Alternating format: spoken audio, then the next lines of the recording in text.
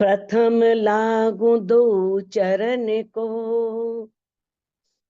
धन ए न चुड़ायो किन।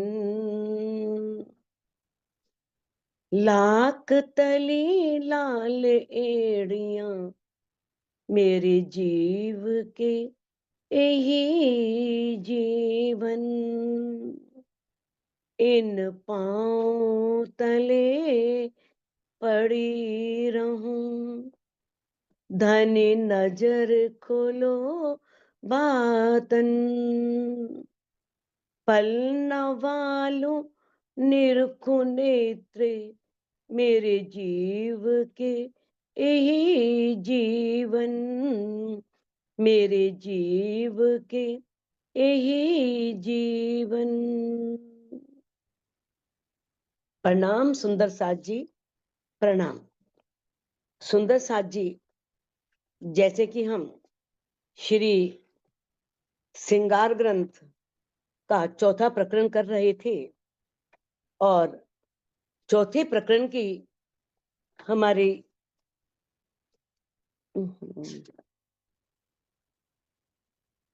22 चौपाई हुई थी, तो आज 23वीं चौपाई से प्रारंभ करते हैं। मोहे दिल में हुक्मे यूं कहिया, जो दिल में आवे हक मुख। धामधनी अक्षरातीत इंद्रावती जी के धाम हृदय में विराजमान होकर के अभी हमारे हक और हादि की शोभा श्रृंगार का वर्णन नहीं शुरू हुआ। अभी शुरू में बता रहे हैं कि उनकी शोभा को हृदय में बसाने से क्या क्या होता है। जब उनकी शोभा हृदय में बसती है तो एक रूह में कितना परिवर्तन आता है। एक रूह किस तरह से अपने आप को पर आत्म के रूप में देखने लगती है और राज्य के मुख को निहारने लगती है। अब इस चौपाई में कहते हैं, मोहे दिल में हुक्मे यूं कहिया।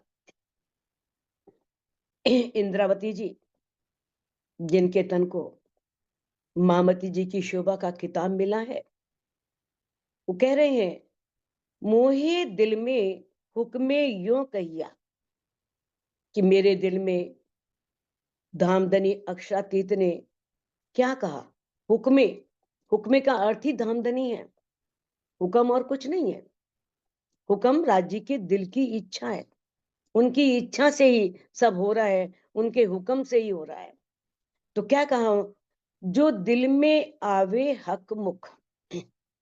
यदि आपके दिल में धामधनी के अक्षरातीत के मुखारविंद की शोभा आपके दिल में बस जाए, जब एक परात्म, एक रूह, आत्म, परात्म नहीं, परात्म तो राज्य के चरणों में ही बैठी है, उनके नूरी तन राज्य के सामने विराजमान है और उनकी जो नूरी नजरें हैं वो भी राज्य के नजरों से मिली हुई हैं। लेकिन उन नजरों से धामधनी नहीं दिखाई पड़ रहे, परम धाम नहीं दिख रहा। क्या दिख रहा है? ये झूठा संसार, ये नश्वर ब्रह्मांड। जबकि उनकी नूरी नजरें नहीं है, नूरी नजरें राज्य से मिली हुई हैं और उनकी जो परात्म है उसके हृदय की जो कार्य करने की शक्ति है, जिसे बोलते हैं क्रियाशीलता, एक्टिविटी, तो उसने क्या किया है, वो राज्य के दिल रूपी पर्दे पर इस संसार को देख रही है। अब देखना है जो परात्म का दिल है उसका संबंध तो नूरी नजरों से है और राज्य के दिल से होने वाली सारी लीला नेत्रों में पड़ रही है, उनके नेत्रों में पड़ रही है, जबकि धामधनी के दिल को पर्दा कहा गया है। तो कहते हैं इसी प्रकार से पर आत्म के जिस दिल में सारा परम धाम दिखा करता था ना, पहले परात्म कैसे परम धाम में थी और सारे परम धाम में विचरण करती थी, सारे परम धाम को देखती थी, अब उसे यहाँ संसार दिख रहा है क्योंकि उसकी सुरता मुड़ गई है परम धाम से इस माया के ब्रह्मांड की तरफ। और तभी कहा है कि हक भी कहे दिल में, राज्य भी दिल में है, अर्श भी कहिया दिल, और दिल को अर्श भी कह दिया, परम धाम भी कह दिया, पर्दा भी कहिया दिल को ही पर्दा कह दिया है। आया सहूरे बेवरा निकल, अब ये सहूर से जागृत बुद्धि के द्वारा सारा स्पष्ट हो गया है, सब धनी ने क्लियर कर दिया है कि किस तरह से राज्य, देखो परम धाम में हम राज्य के दिल में देख रहे हैं, पर्दे पर देख रहे हैं, दिल रूपी पर्दे पर देख रहे हैं, और हमें संसार दिख रहा है। और राज्य ने यहाँ पर कहाँ बनाया है, मोमिनों के दिल को अर्श बनाया है। अगर एक रूह अपने दिल में, अपने अंतस्करण में धाम धनी की नक्शे शिख तक की शोभा को बसा लेती है, और वो अपने अंतस्करण में धाम धनी की शोभा को निहारने लगती है, देखने लगती है, और उसे ऐसा लगता है, आंखें बंद करती है, जैसे मूल मिलावे में राजश्यामा जी मेरे सामने दिखाई पड़ रहे हैं, मुझे दिख रहे हैं।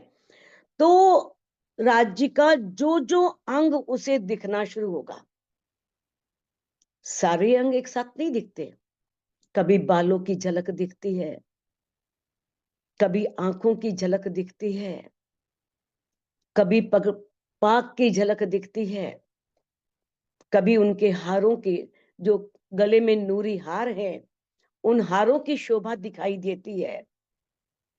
तो जैसे जैसे एक रूह को धनी का अंग दिखना शुरू हो जाता है ना, तो वो अंग उसका जागृत होता जाता है, जैसे जैसे वो देखती है। अब ये नहीं है कि पर आत्म के अंदर जागनी आ रही है, पर आत्म तो बेसुध है, वो तो माया देख रही है। हाँ, आत्म की जागृति है वो, तब आत्मा के अंग जागने शुरू हो जाते हैं, तब आत्म जागृत अवस्था में आ जाती है। अब जब धनी ने इसमें स्पष्ट किया है, तो खड़ा हुए मुख रूहों का, जैसे ही राज्य का स्वरूप सामने आया, तो वैसे ही रूह को अपना मुख भी दिखाई देने लगता है। रूह अपने आप को पर आत्म के रूप में देखने लगती है, पर आत्म की जगह वो स्वयं को देखती है, अनुभव करती है। हक सो होए सन्मुख, और जब ऐसा होता है, राज्य सामने दिख रहे हैं, हमने परात्म का स्वरूप धारण किया हुआ है, पर आत्म की शोभा श्रृंगार धारण की हुई है, और राज्य से के सामने हम विराजमान हैं, बातें कर रहे हैं, हमारे नेत्र मिल रहे हैं, उनके स्वरूप को हम निहार रहे हैं, तो ऐसा लगता है एक पर आत्म राज्य के सन्मुख हो गई। पर आत्म नहीं, आत्म पर आत्म के रूप में, क्योंकि परात्म की जागनी तो इकट्ठी होनी है। थोड़े भेले जागसी भेले, इकट्ठे आए इस संसार में, इकट्ठे जाना है, सबने एक साथ खेल देखा है। तो अब ये बताया है कि किस तरह से, अभी इसी प्रकरण में आगे ये चौपाई आएगी, जब पूर्ण स्वरूप हक का आए बैठा माहे दिल, तब सोई अंग आत्म के उठ खड़े सब मिल। जैसे ही राज्य का पूरा स्वरूप नख से शिख तक धाम धनी की शोभा हमारे धाम हृदय में विराजमान हो जाती है, तो उस समय क्या अनुभव होता है कि हमारी आत्म के अंग सामने खड़े हैं और धनी का दीदार कर रहे हैं, धनी से बातें कर रहे हैं, धनी की बातें सुन रहे हैं। ये है आत्म की जागनी। और आत्म की जागनी सुंदर साथ जी तभी होनी है जब इस श्रृंगार ग्रंथ की में बताए गए धनी के नक्शे शिख तक के सौंदर्य को हम अपने अंतस्करण में बसाएंगे, और अंतस्करण में बसाने के बाद उसको अपने आत्म चक्षुओं से देखने का प्रयास करेंगे। रू नैनो दीदार कर, रू हक जुबां सो बोल, रू कानो बातें सुने, यही पटरू अरश का खोल। यही पर्दा है बस। जैसे ही माया का पर्दा हटता है, धनी सामने दिखाई देते हैं, और किस तरह से एक रूम में और राज्य में बातें होनी शुरू हो जाती हैं। अधुर हरवटी नासिका, दंत जुबां और गाल। आप धामधनी के अक्षरातीत के जो होठ हैं, अधुर होठ, हरवटी ठुड्डे, नासिका नाक, दंत दांत, जुबां ये जुबान और गाल। अभी आप इन अंगों के नाम सुन रहे हो। अभी आगे इंद्रावती जी इन सभी अंगों के सौंदर्य के बारे में वर्णन करेंगे कि कैसी नासिका है, कैसे दांत हैं, कैसे उनके होठ हैं, कैसे उनकी ठुड्डी है और किस तरह से उनके गाल हैं। तो कहते हैं जैसे ही एक रूह इन सब अंगों के सौंदर्य को अपने हृदय में बसा लेती है। जैसे मान लो कोई देखने वाला है, हम किसी दृश्य को देख रहे हैं, किसी भी चित्र को देख रहे हैं, दृश्य को देख रहे हैं और इतनी गहराई से देख रहे हैं, इतनी तल्लीनता से देख रहे हैं कि हम उसमें खो जाते हैं दृश्य में। तो ऐसा आभास होता है कि मानो हम वहीं पर उपस्थित हैं, हम वहीं पर बैठे हैं। वही बात है अंतस्करण आत्म के, जब ये रहियो समाए, तब आत्म पर आत्म के रहे न कछु अंतराय। जब अंतस्करण के आत्म के अंतस्करण में, सिर्फ ऊपर से नहीं, पूरी गहराई तक, मन चित्त बुद्धि एवं पूरे अंतस्करण में जब ये सारी बातें समा जाती हैं, तब आत्म और परात्म में कोई अंतर नहीं रहता। तभी कहा है अंतस्करण विचारिए, अपने अनुभव का जो सुख, बढ़त बढ़त प्रेम आवही, होत पर आत्म सन्मुख।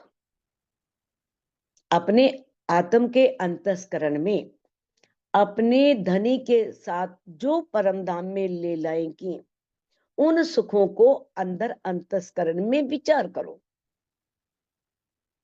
आपने देखा होगा जो भी हमारे जीवन के अच्छे पल होते हैं, हम उन पलों को याद करते हैं तो कितना अच्छा लगता है अंदर। उस समय वो दुख दर्द की बातें याद ही नहीं आती। और जब परम धाम के सुख याद आएंगे, परम धाम में तो दुख नाम की चीज ही नहीं है। तो वो सुख कितने आनंददायी होंगे, कितने सुख देने वाले होंगे। तो कहते हैं जो अंग आया हक का दिल में, उठे रूह अंग उसी मिसाल। अब हम चितौनी में बैठे हैं, धनी को निहार रहे हैं, धनी के सौंदर्य को देख रहे हैं, उनके हाथों को, उनकी उंगलियों को जो बहुत पतली नाजुक हैं, उनमें अंगूठियां पहनी हुई हैं। जिस तरह से एक परात्म परम धाम में जब राज्य की उंगली को देखती थी नवी भौम में, राज्य कह रहे हैं रूहों वो सामने अक्षरधाम है, कुछ नहीं सुन पा रहा, राज्य की उंगली दिखाई दे रही है बस, वो सौंदर्य में खोई हुई है। तो उसी तरह से जब आत्म के अंदर ये सुख समा जाएंगे, ये सौंदर्य समा जाएगा, जब वो उस सौंदर्य को देखने में तल्लीन हो जाएगी, उस समय उस रूह को ना इस शरीर की सुध रहेगी, ना इस ब्रह्मांड की सुध रहेगी। इसे कहते हैं समाधि अवस्था। वो ऐसी समाधि लगती है, आंखें खोलने को मन ही नहीं करता। मन करता है, मन क्या, पता ही नहीं चलता। मन तो तब कहेगा ना उठ, जब पता लगे, समय का पता लगे या शरीर का पता लगे। वो उस सौंदर्य में जब वो ही स्थिति हो जाती है ना, जिसे परात्म की, उसे अक्षरधाम सुना ही नहीं देना। तो उसी तरह से जो आत्म है वो पर आत्म का ही प्रतिबिंब है। जब वो अपने अंदर उन सुखों को देखती है, परम धाम के सुखों को देखती है, तब उसे ना तो ये ब्रह्मांड याद आता है, ना ये पिंड याद आता है। किस तरह से इंद्रावती जी ने किया, उन्होंने कह दिया ना कि मैं आग देऊं तिन सुख को, जो आड़ा करे जाते धाम। मैं पिंड न देखूं ब्रह्मांड, मेरे हृदय बसे श्यामा श्याम। जिसके हृदय में इतने सुंदर श्यामा श्याम बस जाएंगे, उनका सौंदर्य बस जाएगा, वो नूरी आभा दिखाई देनी शुरू हो जाएगी, तो उसे ये संसार क्या अच्छा लगेगा। तो उस समय उसका मन करेगा कि मैं बस उस सौंदर्य को निहारूं, उस सौंदर्य को ही देखूं। तो इस तरह से बताया है, जब चितवनी की गहन स्थिति होती है, उस गहन स्थिति में राज्य होते हैं, राजश्यामा जी, परात्म होती है और आत्मा, बस और कुछ नहीं होता। आत्म अपने आप को परात्म के भाव में देख रही होती है और सामने युगल स्वरूप विराजमान होते हैं, इसके अलावा कुछ नहीं नजर आता। और आत्म को जो भी राज्य का जिस जिस अंग का अनुभव होगा, उस अंग का उठना माना जाएगा, एक रूह का वही अंग उठ करके खड़ा हो जाएगा। जो तू ग्रहे हक नैन को, सुंदर सा जी, बहुत गहरी चौपाइयां हैं, बहुत गुज बातें हैं। बस धामधनी से यही प्रार्थना कि धामधनी इन सब बातों को हमारे अंतस्करण में, सबके अंतस्करण में उतारें और रूहों को, सभी रूहों को वही सुख दें जो परम धाम में पर आत्म को दिया करते थे, देते थे। कहते जो तू ग्रहे हक नैन को, तो नजर खुले रूह नैन। अब इंद्रावती जी कह रही हैं कि है मेरी रूह, है मेरी आत्मा, यदि तू राज्य के उन नूरी नेत्रों को, वो लुभावने नेत्रों को देखती है, अपने अंदर ग्रहण कर लेती है, वो नेत्र तुझे दिखने शुरू हो जाते हैं, तो नजर खुले रूह नैन, तभी रूह के नैन खुलेंगे। रूह के नैन कब खुलेंगे? जब राज्य के नेत्रों की शोभा अंतस्करण में विराजमान हो जाएगी, हमारे हृदय में बस जाएगी, तब आशिक और माशूक के होए नैन नैन से सैन, तब आशिक और माशूक एक हो जाएंगे। जैसे जब आशिक और माशूक बात करते हैं, कैसे नेत्रों से बात करते हैं, और कहने की जरूरत नहीं पड़ती, दोनों एक दूसरे के भावों को समझ जाते हैं कि आशिक कहना क्या चाह रहा है और माशूक कहना क्या चाह रहा है। तो किस तरह से, जैसे परमधाम में नैन नैन से सैन, नेत्रों से नेत्र बात करते थे, इशारों से। धनी ने इशारा किया और रूह फौरन समझ लेती थी।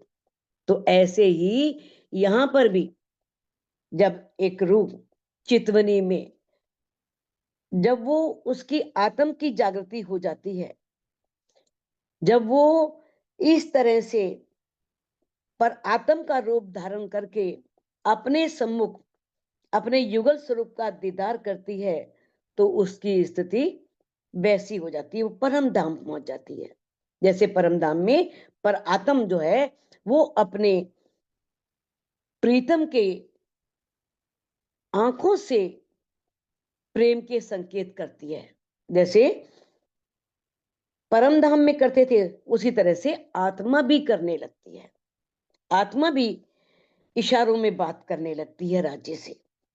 इसे ही कहा है रो नैनो दीदार कर, आंखें बंद करके अंतस्करण में एक रूह अपने धनी का दीदार करती है अंदर के चक्षुओं से। तो कहते हैं कि उस अवस्था में जो ये हमारा शरीर है ना, उस शरीर की रूह को जरा भी सुध नहीं रहती। तो उस समय आत्मा के दिल में कुछ ऐसा घटित होगा ऐसा लगेगा उसे कि मैं इस समय मूल मिलावे में धनी के सामने बैठी हूं। ऐसी प्रतीति होगी, ऐसा आभास होगा। यही कहा है, इति बैठे घर जागे धाम। हम यहीं बैठे हुए अपने घर परम धाम में जाग सकते हैं। ये है आत्मा की जागने। जो हक निलाट आवे दिल में और दिल में आवे श्रवण। अभी तो रूहों के अंदर ये उत्सुकता पैदा की जा रही है कि जब ये अंग हृदय में आएंगे तो ये अंग हृदय में आने से एक रूह का क्या हाल होगा। बताया ना, हाल आए क्यों सह सके बिछोहा नूर जमाल। कहते ना, तोलो न रू लेवे इत लज्जत जोलो न आवे हाल। हाल आए क्यों सह सके बिछोहा नूर जमाल। परम धाम की लज्जत यहां तब मिलेगी जब हम रहनी में आएंगे। जब हम रहनी में आ जाएंगे, जब हमारे अंदर एक दिली हो जाएगी, तो राज्य को और क्या चाहिए। जैसे परम धाम में एक दिली है, अब एक रूह के अंदर भी एक दिली आ गई, उसने दिल साफ कर दिया बिल्कुल अपना, और राज्य आकर के अंदर विराजमान हो जाते। तो इस तरह से जो हक निलाट, निलाट कहते हैं मस्तक को। अब इंद्रावती कह रही है, यदि किसी के अंदर अगर धामधनी के निलाट मस्तक की शोभा दिखने लगती है, वो आत्मिक दृष्टि से धनी के मस्तक को निहारती है। किस तरह से सुंदर चौड़ा मस्तक, उस पर सुंदर किस तरह से टीका है चंदन का, और उसके बीच में लाल रंग की बिंदी है। कैसे मस्तक पर सुंदर भौएं हैं।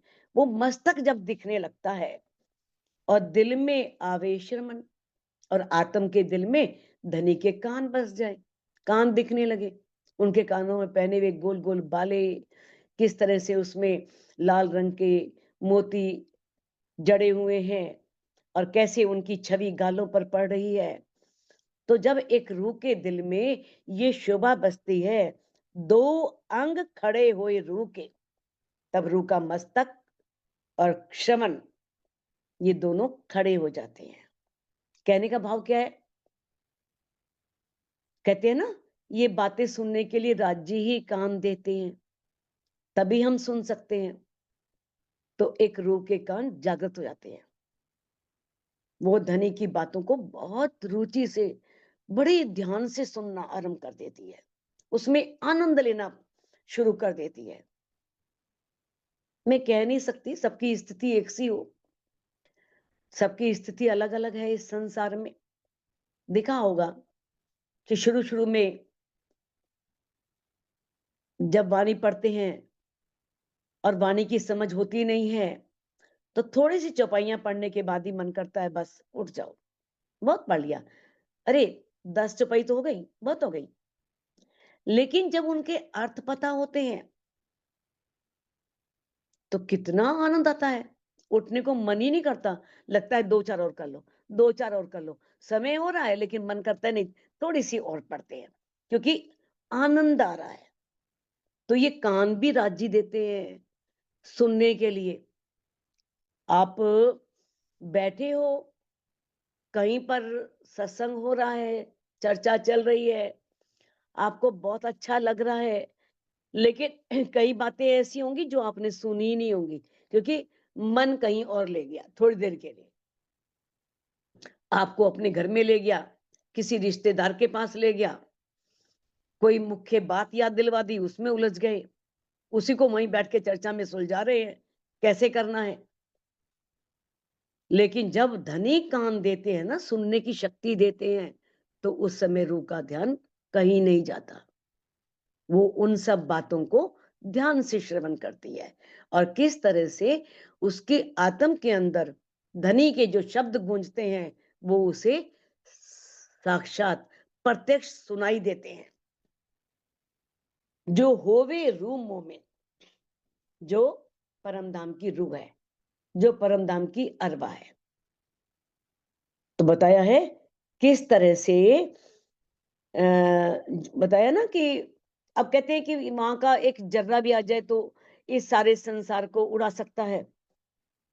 तो अब ये होता है कि परमधाम के तन तो नूर ही है, और इस संसार में चितवनी करेंगे और वो कैसे दिखाई देगा नूर, इतना नूर। तो इसमें स्पष्ट किया है स्वामी जी ने, भावार्थ में बहुत अच्छा स्पष्ट किया है। और वैसे आपने सुना भी होगा, चर्चा में अक्सर ये बातें होती हैं। जैसे हम सूर्य में कितना तेज है, अगर मान लो गर्मियों का महीना है, दोपहर के समय आप आंख ऊपर नहीं कर सकते सूर्य की तरफ, इतनी गर्मी होती है। अगर आप टीवी पर देखते हैं सूर्य को, या किसी जल में देखते हैं, मानो कोई समुद्र है या नदी है, उसमें सूर्य की झलक पड़ रही है, तो उस समय क्या आंखें जलेंगी? नहीं जलेंगी ना। उसे आप आराम से देख सकते हो, इतना अधिक प्रकाश होने पर, इतना अधिक तेज होने पर भी। तो उसी तरह से जो परमधाम के नूरी तन है, वो बहुत अधिक प्रकाशित हैं, लेकिन उसका अनुचित प्रभाव नहीं पड़ेगा। क्योंकि सदगुरु धनीश्री देवचंद जी ने श्यामा जी के मंदिर में राज्य के आवेश स्वरूप को इन बाह्य आंखों से ही देखा था। तो बताया है कि कोई ऐसा नहीं है, डरते हैं ना सभी अगर ये राज्य का स्वरूप दिख गया, क्योंकि 2-3 प्रसंग ऐसे आ गए अभी तक में, लोगों को डर बैठ गया, नहीं नहीं दर्शन हो गया तो। और बहुत सौ ने जिन्हें चितवनी करनी भी नहीं, उनको दिखते ही नहीं तो दूसरों को भी हटाने लगे, अरे अरे हमें नहीं दिखता, तुम्हें क्या दिखाई देगा, बस अपना सेवा पूजा करो, सुबह शाम 5 टाइम की पूजा करो, राज्य मिल जाएंगे, राज करो, राज्य मिल ही जाएंगे, हम अगर परम धाम के हैं तो। नहीं, ऐसा नहीं है। वो 2-3 प्रसंग हैं, कोई बात नहीं, वो श्री बीतक साहिब के हैं।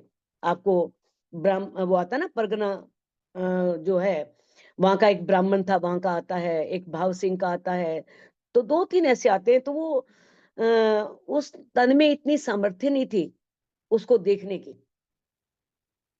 जैसे ही उन्होंने उस नूर को देखा तो क्या हुआ, अगर तन छूट भी गया तो पहुंच तो वहीं गए ना, क्योंकि वो अक्षर ब्रह्म की सुरता थी, ईश्वरीय सृष्टि थी। अगर राज्य को देखते हुए, दीदार करते हुए तन छूट जाए तो इससे ऊपर बात ही क्या है। ये तो बहुत बहुत अच्छा एक सुनहरा अवसर होगा कि अगर एक रूह चितवन में बैठती है और चितवन में बैठे बैठे उसका तन छूट जाता है। जो हक देख टिकिया रहे सोई अरश के तन, जो राज्य को देख करके भी स्थिर रहे वो परमधाम के तन है, वो छूट नहीं सकते। भो भ्रकुटी पल नासिका सुंदर तिलक हमेश, धामधनी की भोवें, उनकी भ्रकुटी, भ्रकुटी जानते हो ना, ऐसे भों को, चितवन को तिरछा करके देखना। पल नासिका, पल के, और उनकी नासिका बहुत ही सुंदर है, इंद्रावती जी कह रही हैं, बहुत ही सुंदर है। सुंदर तिलक हमेश, और उनके मस्तक पर जो तिलक लगा है वो हमेशा बहुत सुंदर दिखाई देता है, उसमें अलग ही शोभा है, अलग ही नूर है। गौर शोभा मुख चौक की, अब जो मुख चौक पता ही है आपको, मुखारविंद, यानी कि उसमें अधुर भी आ गए, दंत भी आ गए, नासिका भी आ गई, हरवटी भी आ गई, और अधुर के ऊपर का हिस्सा भी आ गया सारा। तो इस तरह से दामदनी अक्षरातीत का जो मुखारविंद है वो इतना गोरा है, इतना सुंदर है। अब उसकी शोभा का इंद्रावती जी कहती मैं कैसे वर्णन करूं, क्यों कहूं जोत नूर केश, उनके बालों के सौंदर्य का, उनके बालों से निकलने वाली नूर का मैं कैसे वर्णन करूं। इस बात को तो वही रूह समझ सकती है जिसे धनी ने ये झलक दिखाई हो, जिसने चितवनी में इस झलक को देखा हो, वो ही समझ सकती है कि वास्तव में क्या सौंदर्य है उन केशों में, कैसे घुंघराले बाल, घने कड़े हैं, उनके कंधों पर झूल रही हैं, हवा चल रही है, हवा में वो केश उड़ रहे हैं, तो उस सौंदर्य को वही रूह अनुभव कर सकती है जिसे धनी ने वो सौंदर्य, उसकी झलक दिखाई हो। ए अंग जेते मैं कहे, आवे रूह के हृदय हक। अब इंद्रावती जी कहती हैं कि राज्य के जिन अंगों की शोभा का मैंने वर्णन किया, जो भी अंग, अधुर है, हरवटी है, नासिका है, जुबान है, गाल है, नीलाट है, श्रवण है, जिन भी अंगों का मैंने वर्णन किया, रूह के हृदय हक, वो अंग एक रूह के हृदय में, उसके धाम हृदय में आ जाते हैं। तेते अंग रूह के उठ खड़े हुए बेशक, उतने ही अंग रूह के, कोई शक नहीं, वो उठ करके खड़े हो जाते हैं। पाग बनी सिर सारंगी, इन जुबा कहीं ना जाए। धामधनी के सिर पर सारंगी के आकार वाली जो पाग है, उसकी बहुत सुंदर शोभा है। ऐसे लग रहा है जैसे सारंगी हो। इतनी सुंदर पाग, इंद्रावती जी कह रही हैं कि वो शोभा मेरे मुख से वर्णन नहीं हो पा रही, वो इतनी सुंदर है। ए जुगत जोत क्यों कहूं, जो हके बांधी दिल ले आई। और जिस युक्ति से, जिस भावना से, जो दिल में चाहनाएं लेकर के धनी ने वो पाग बांधी, क्या भावना कि मैं अपनी रूहों को रिझाऊं, हक को काम और कछु नहीं, देवे रूहों लाड लज्जत। राज्य को बस यही है, मैं हर समय अपनी रूहों को रिझाऊं, कोई भी कार्य करके, किसी भी तरीके से रूप बदल करके, कैसे भी करके मैं अपनी रूहों को आनंद दूं।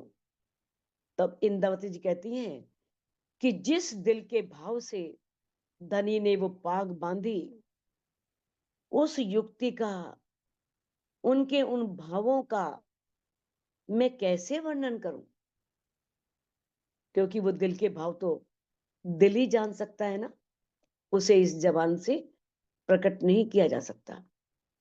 जिस दिल में ये भाव हैं, वो जान ही लेंगे कि धनी ने रूहों को रिझाने के लिए पाग बांधी, और रूहें इन बातों को सुन करके रीझ रही हैं, आनंद ले रही हैं, उनके अंदर बहुत आनंद आ रहा है।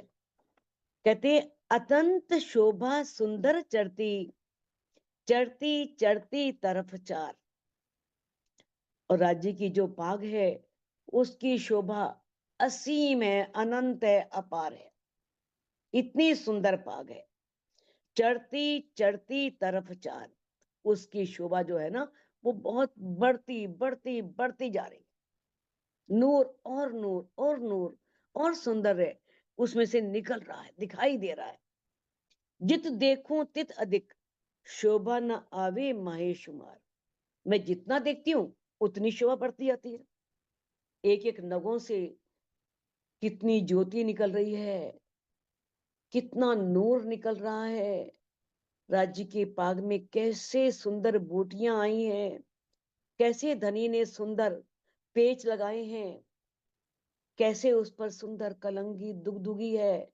तो जितना इंद्रावती जी कहती हैं मैं उस पाग को देखती हूँ, उतना ही शोभा और बढ़ती जाती है। शोभा न आवे माहे शुमार। अब वो शोभा कहने में नहीं आ रही, सीमा में नहीं बांधी जा रही, शब्दों में नहीं कही जा रही। हक हेड़ा हृदय ग्रहिए, दिल में रहे दायम।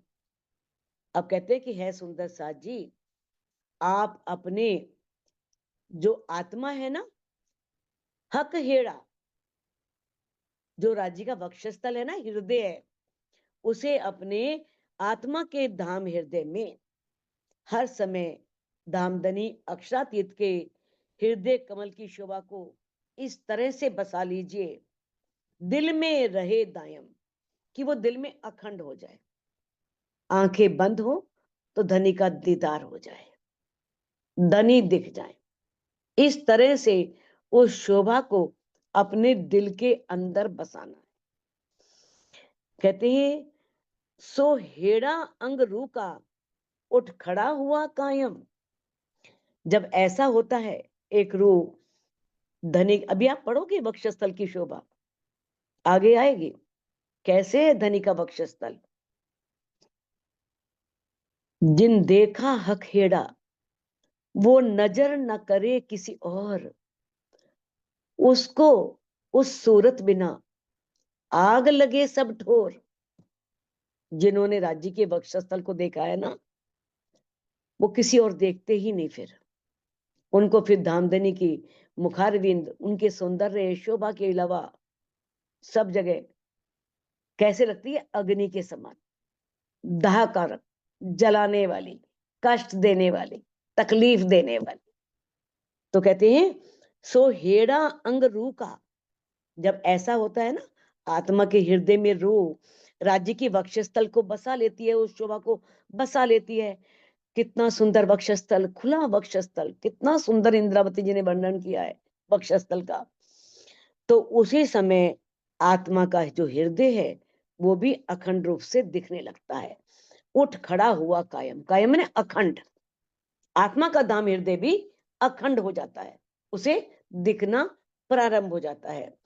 जो हक अंग दिल में नहीं, सो अंग रू का फरामोश। सुंदर साथ जी, इससे अधिक राज्य कुछ वाणी में स्पष्ट नहीं कर सकते, इससे ज्यादा और क्या स्पष्ट करें। जो राज्य का अंग, उनका सौंदर्य शोभा आपके दिल में नहीं बसी ना, तो रूह का वो ही अंग फरामोशी में रहेगा, उतने ही अंग में फरामोशी रहेगी, माया का आवरण रहेगा, माया का नशा छाया रहेगा। कहते जो हक अंग दिल में नहीं, सो अंग रूह का फरामोश। जब हक अंग आया दिल में, सो रू अंग आया माये होश। जैसे ही धामधनी अक्षरातीत के अंग, उनकी शोभा, उनका श्रृंगार, उनके अंगों का सौंदर्य एक रूह के दिल में आता है, तो वही अंग रूह का होश में आ जाता है, जाग जाता है, उसमें जागृति आ जाती है, फिर फरामोशी नहीं रह सकती। कटी पेट पासे हक्के, पीठ खब्बे कांद केश। कटी कमर, पेट पेट, पासे पसलियां, जानते हो ना पसलियां कौन सी होती हैं, वक्षस्थल की, जिसमें हमारा अंदर हृदय होता है, दिल होता है, उसकी ओर अस्थि पंजर है, तो पसलियां। और फिर किस तरह से पीठ खब्बे, जो भुजाएं हैं उनकी मांसपेशियां, जिसे बोलते हैं डोले, जो हमारी बगल है, बगल से कोनी तक के बीच का स्थान, उसे बोलते हैं खब्बे। कांद केश, और किस तरह से कंधे और बाल, उनकी अलौकिक शोभा, अद्भुत शोभा, अनुपम शोभा जब एक रूह के दिल में बस जाती है। धनी की कमर, पेट, उसका सौंदर्य, किस तरह से वो पसलियां, वो धनी के डोले, उनके सुंदर कंधे, कंधों पर झूलते हुए घुंघराले बाल, एक दिल में जब दृढ़ हुए, जब एक दिल में ये दृढ़ता पूर्वक प्रवेश कर लेते हैं, एक रूह के दिल में बैठ जाती है ये शोभा, तब रूह आया देखो आवेश, तब उस रूह के अंदर आवेश आता है। यहाँ पर आवेश राज्य का मत लेना कि राज्य अंदर आ गए, राज्य का आवेश आ गया तो हम राज्य बन गए। कई बार लोगों में बड़ा होता है, अरे वाणी में लिखा है, लेकिन यहाँ पर जो आवेश का बात किया गई है वो कही है प्रेम, जिसे कहते हैं ना भाई, उसमें तो क्रोध का आवेश, बहुत क्रोधावेश में, बड़ा गुस्सा उसके अंदर है, वो क्रोध का आवेश है, भावों का आवेश है, प्रेम का आवेश है, प्रेमावेश हो जाना, भाव के अधीन हो जाना, तो वो रूह धनी के सौंदर्य के अधीन हो जाती है। वो आवेश धनी का, वो नूरमयी स्वरूप उनके हृदय में बस जाता है। तो यहाँ पर धनी के प्रेमावेश में डूब जाने की बात है। एक धनी रूह जो है वो धनी के प्रेम में डूब जाती है, उसके रोम रोम में प्रेम ही प्रेम दिखने लगता है, वो सबसे प्रेम करती है, माधुर्यता का व्यवहार करती है, बहुत मीठा बोलती है, और किस तरह से वो नूरमयी स्वरूप उस आवेश का, राज्य का वो वर्णन नहीं है। कहीं समझो कि राज्य आकर के अंदर, राज्य है सबके अंदर, लेकिन ये नहीं, यहाँ पर सिर्फ 5वें तन में जो मामती जी के तन में आए थे उस तन को प्राणनाथ कहलाने की शोभा है। बाकी कोई अपने आप को कहे, कोई उसे राज्य मानने लगे या प्राणनाथ जी मानने लगे, तो ये उसकी भूल है। कहते हैं बाजू मच्छे कोनिया, काड़े कलाइयां हाथ। अब राज्य की दोनों भुजाएं, मच्छे, ये बाजुओं के, जिसे बोलते हैं डोले, जिसे पुट्ठे भी बोल देते हैं, कोनिया, कोनी जानते ही हो आप, उनकी शोभा बहुत सुंदर है, काड़े कलाइयां हाथ, और राज्य की कलाई में जो कड़े पहने हुए हैं वो कड़े भी बहुत सुशोभित हो रहे हैं। हक के अंग हृदय आए, तब रूह खड़ी हुई हक साथ। जब ये राज्य के अंग एक रूह के हृदय में आ जाते हैं, तब समझो रूह खड़ी हो गई, समझो जाग गई। तो बताया है कि यहाँ पर उंगलियों से लेकर के, यानी कि कंधे तक का संपूर्ण भाग जो है ना, सारा ये हाथ कहलाता है। अब इसके ये अलग अलग भाग हाथ हैं, कोनी बता दिए, कहीं कहीं उन्होंने मच्छे कह दिया, डोले कह दिया, जैसे बगल है, बगल से कोनी तक का भाग जो है वो, वहां जो था ना फीड कब्बे, हाँ वहां भी खब्बे वही था, कांध कंधा, वही बात थी। तो उसी तरह से ये बगल से लेकर के कोनी तक का भाग जो है ना, उसे बोलते हैं पुट, डोले बोल देते हैं, पुट्ठे बोल देते हैं, या सुंदर मांसपेशियां बोल देते हैं उसे। उसे ही कहा है कि वो भाग बहुत सुंदर है। जब ये सब शोभा एक रूह के अंदर बसती है, तब रूह खड़ी हुई हक साथ, तब एक रूह तुरंत जागृत हो जाती है। पहुंचे हथेली अंगुरी नख, लेके रंग सलूक। राज्य की कलाइयों में पहुंचा है, उंगली है, बहुत सुंदर नख हैं, हथेलियां हैं, लेके रंग सलूक, और हाथों में जो लकीरें हैं वो बहुत सुंदर है। यानी कि यहाँ पर धनी के हाथों का वर्णन है, कलाइयों का, उनकी उंगलियों का, नाखूनों का, हाथ की रेखाओं का, सबका रंग बहुत सुंदर है, लालिमा लिए हुए गौरमण। तो किस तरह से कहते हैं, हक अंग मिही हृदय बैठे। मिही कहा है, मिही, हृदय नहीं, मिही, मिही को समझो।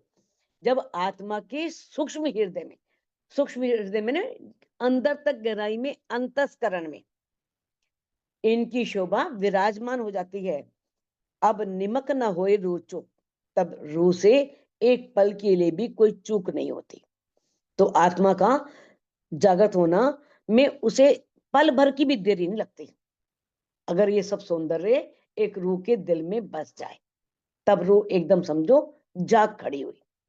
वही असल में रूह की, आत्म की जागृति है। तो सुंदर साथ जी, इस चौपाई को आप अनम्यूट करके दोहरा सकते हैं।